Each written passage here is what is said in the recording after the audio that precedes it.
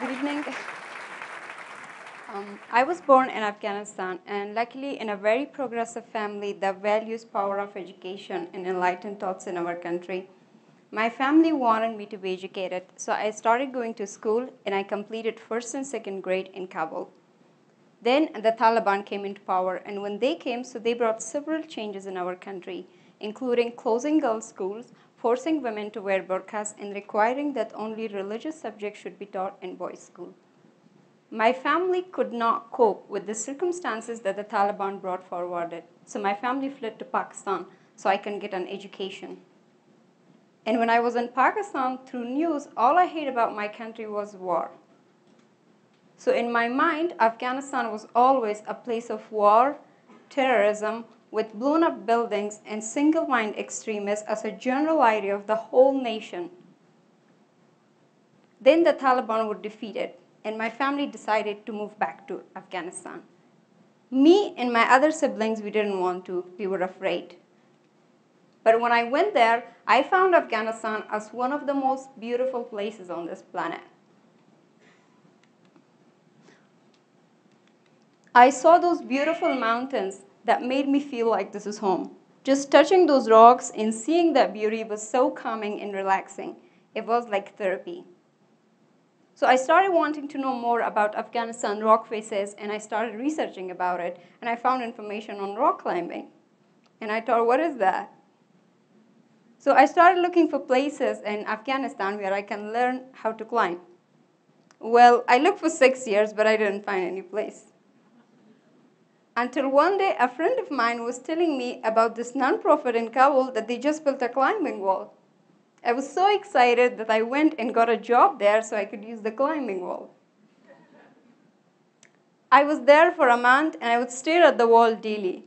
And I didn't know how to climb it, and I needed somebody to teach me. So one day, this guy saw me staring at the wall and said, I can teach you how to climb.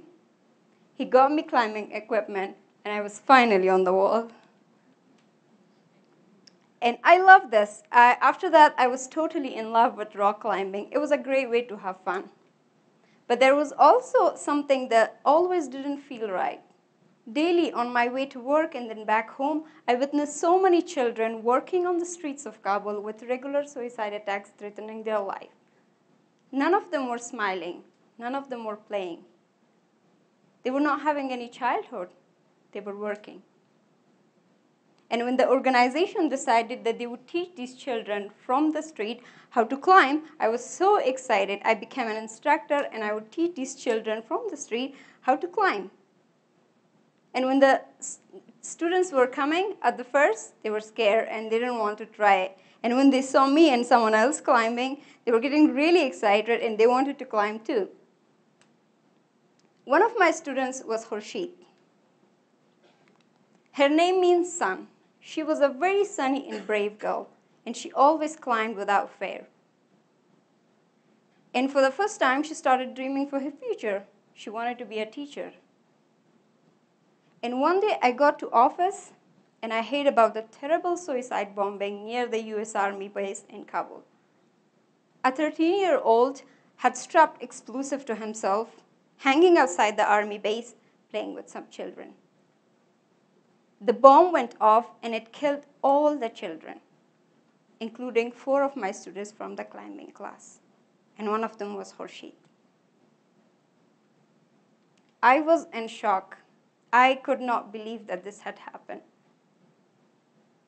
Those children were killed because they needed to work on the street to earn money for their families.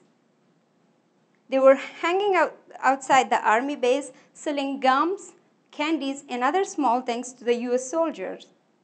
And that's why they were caught in the explosion, because they needed to work on the street. I was so sad after that, and the climbing classes were not as like they were before. So then I started to observe that what we really need to do for these children.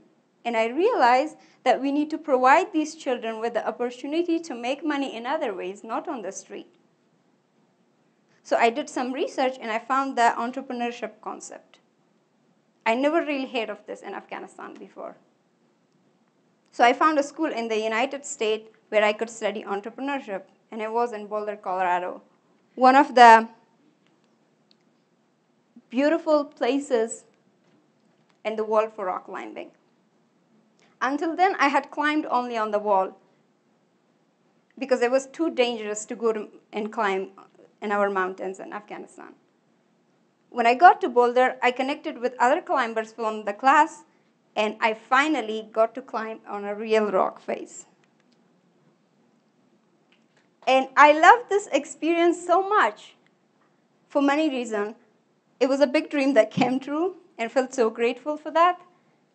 And also, it was so much fun. Every time I set up a goal to climb higher, and it was so hard to achieve. And I tried and failed many times until I achieved it. And when I achieved my goal, I felt so confident. I felt so brave, and I felt so free. And I also had an awesome teacher at the program who always used a quote. Don't ask what the world needs. Ask what makes you come alive, and go do it. Because what the world needs is people who have come alive. This quote was stuck in my mind for days. And I loved it so much because this quote made me want to find myself. I wanted to find what is the thing that really makes me come alive, and I could do it for the rest of my life. And I realized that what really makes me come alive is rock climbing and helping other people.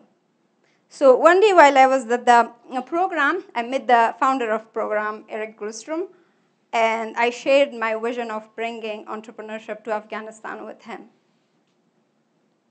And he said that, oh, I teach a program like that in Uganda.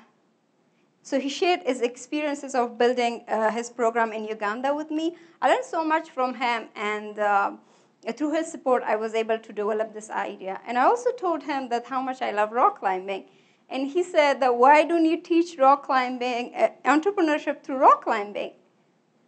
And I thought it was perfect. There were so many similarities: setting goals, planning, getting through fear, persistence, problem solving, building confidence. It was a perfect way to teach kids to be entrepreneur. And also they could get out and have fun. So I started the program through my family support in Kabul in last November. It's called Afghanistan Entrepreneurship and Rock Climbing School. And